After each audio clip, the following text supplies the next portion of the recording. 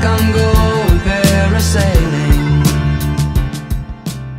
Hey everyone, Chris the Elder from the Talkin Weez to Thee podcast coming at you. Today, I'm going to be playing some Weez to Thee, particularly As A Kite, the brand new release from Weezer, just came out this past week, February 21st.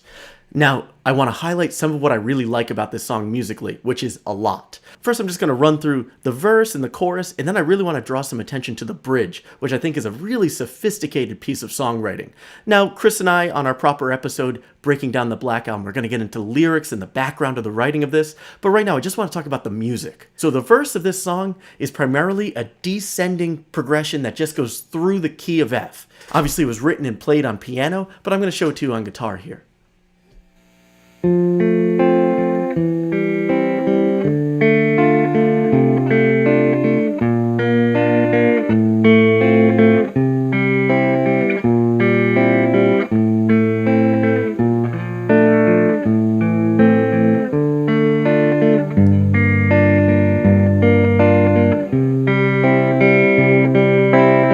So we're starting on an F chord, going then to a C/E. So it's a C chord, but the lowest note we're hearing is E. Then we're going to a D minor chord in root position, followed by a D minor chord with C as the bass. So you see we've just gone F, E, D, C. After that, we're going to a B flat. Then we go to an F/A. The next bass note is A, but the chord we're actually playing there is F. Now you would expect after that, okay, we've gone F, E, D, C, B flat, A. You'd expect a G, but no, this is where they throw in a little bit of a wrinkle. Now we go to C and start a walk down again. That chord right there is a C7/B flat. Basically, it's a C chord, but B flat's the bass now. And the whole function of that is to go to the A minor chord next. After that, we go back to B flat, but now it's a major 7. Very nice sound. A minor again. D minor. G minor 7. I like this little voicing because I can hear on the piano that F is the high note. So I want to keep F the high note. And then I just go to a C chord. And then the whole progression repeats.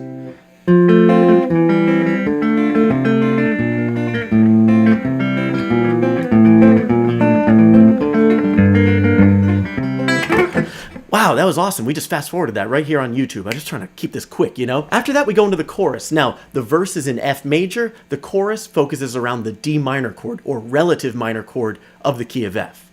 That sounds like this.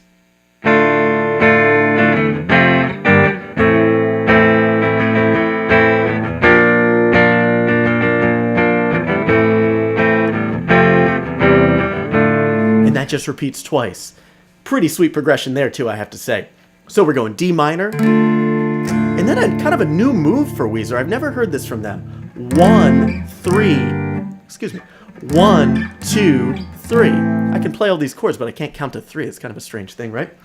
So D minor, F, G minor, A minor.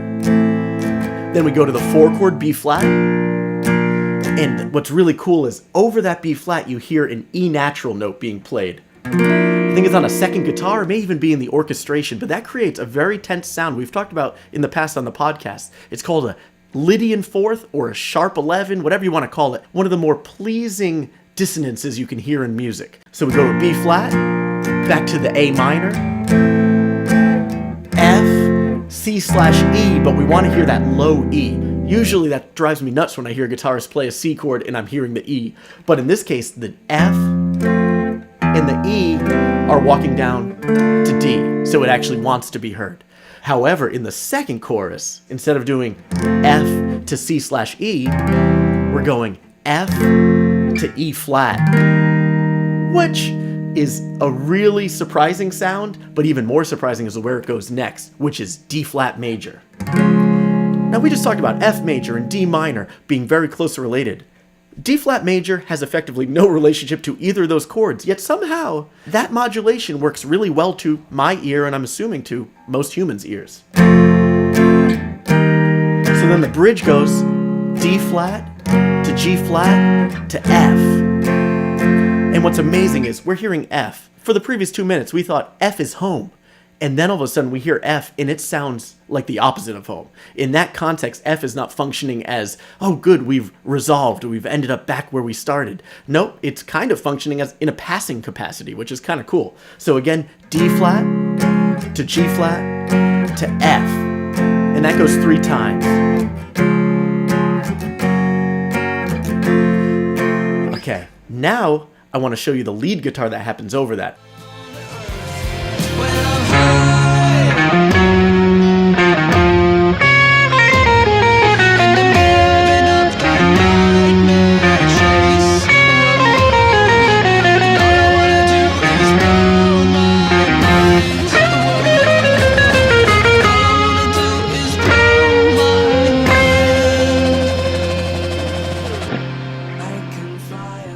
So that's a pretty cool part right there. Okay, now I'm going to play it without the music real quick. Basically, we're walking up a D flat major scale. Nothing really complex there. The descending part is just descending down a major scale, but with a little bit of flourish.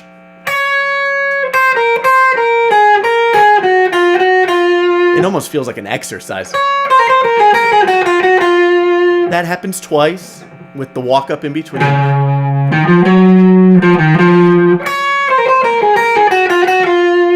Third time through, that riff is effectively played, but now up a third. So instead of starting on D flat, we're going to start on the third of D flat, which is F. And I'm going to play it sky high so I can slide into it and then be effectively in what's called an F Phrygian scale.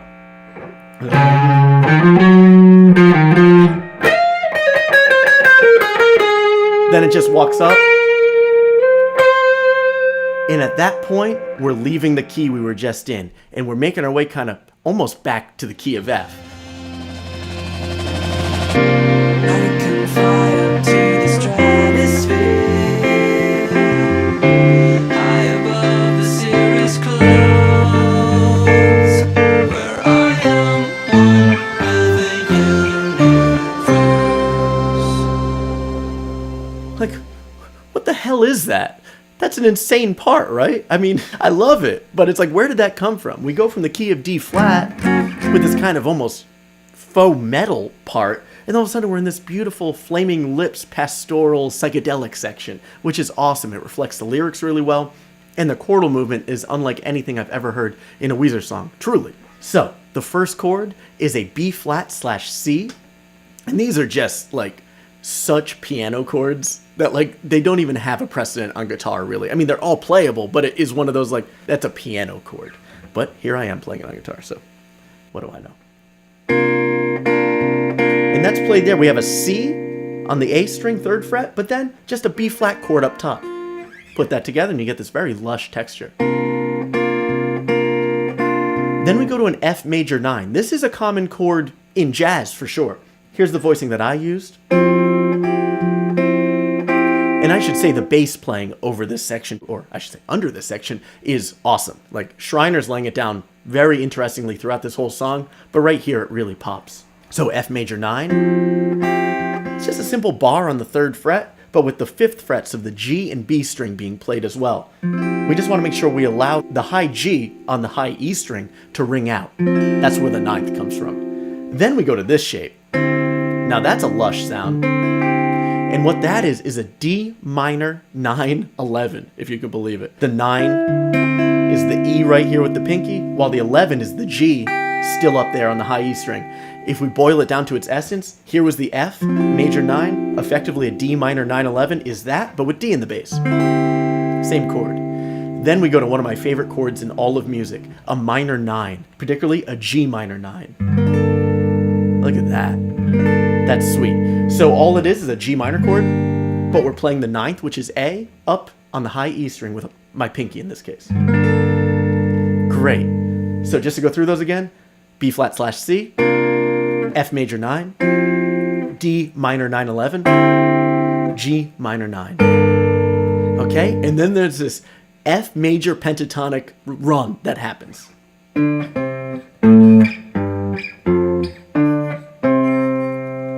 Like, Again, where did that come from? But it's so nice, it's so musical, and it's what sets us back up in the key of F. If there were any bass note happening here, it would definitely be C. C is the 5 chord of F, and the 5 always wants to bring us back home to 1. So again, just going down that scale, I just did it in octaves just to kind of spice it up, but it's D, C, A, G, F, D, C.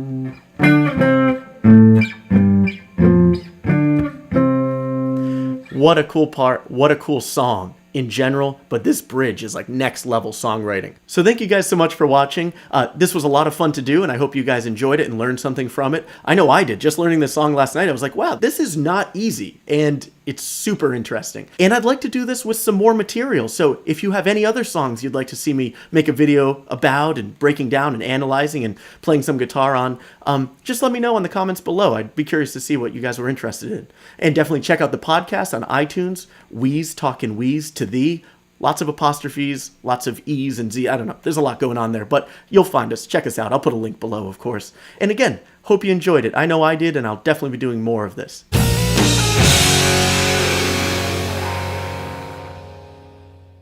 So I really want to show you this part. I just got to cue it up real quick. Have you been there the whole time?